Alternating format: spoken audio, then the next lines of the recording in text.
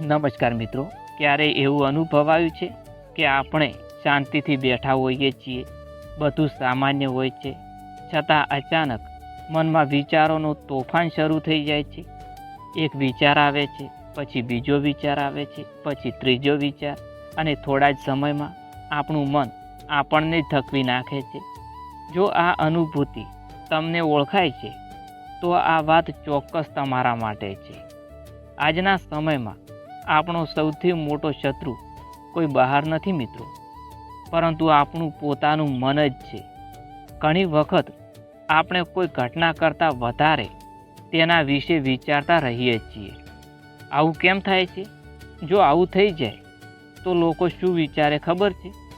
આ પ્રશ્નનો તો અંત જ નથી આવતો, અને આ વિચારોના ચક્રમાં ફસાઈને આપણે આપણા જીવનમાં શાંતિભર્યા ક્ષણોને ગુમાવી દઈએ છીએ. હકીકતમાં ઘણીવાર સમસ્યા એટલી મોટી નથી હોતી મિત્રો, જેટલી આપણે તેને આપણા વિચારો દ્વારા બનાવી દઈએ છીએ. આપણે વારંવાર એક જ બાબત વિશે વિચારતા રહીએ છીએ, ત્યારે આપણું મગજ તેને ખરેખરનો સાચો ખતરો માની લે છે.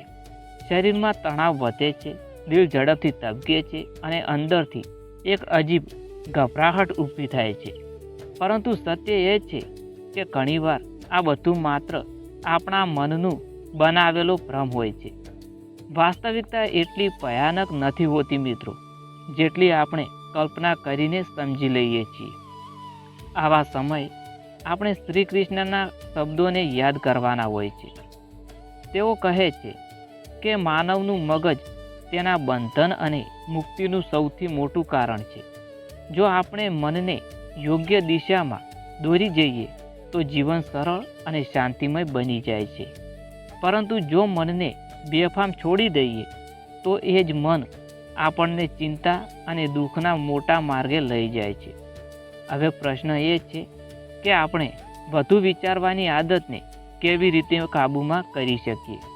સૌથી પહેલાં, જ્યારે પણ આપણને લાગવા લાગે કે આપણે વધારે વિચારી રહ્યા છીએ, ત્યારે આપણે પોતાને ધીમે ધીમે સમજાવવાનું છે કે અત્યારે આપણે વિચારવા માટે નથી, પરંતુ જીવવા માટે છીએ. આ નાનકડી યાદ આપવાથી પણ મન શાંત થાય છે. આપણું ધ્યાન વર્તમાન ક્ષણ પર લાવવું જોઈએ. થોડો સમય માટે શ્વાસ પર ધ્યાન આપવું જોઈએ. ધીમે ધીમે શ્વાસ લેવો અને છોડવો. આ પ્રક્રિયા મનને સ્થિર બનાવે છે.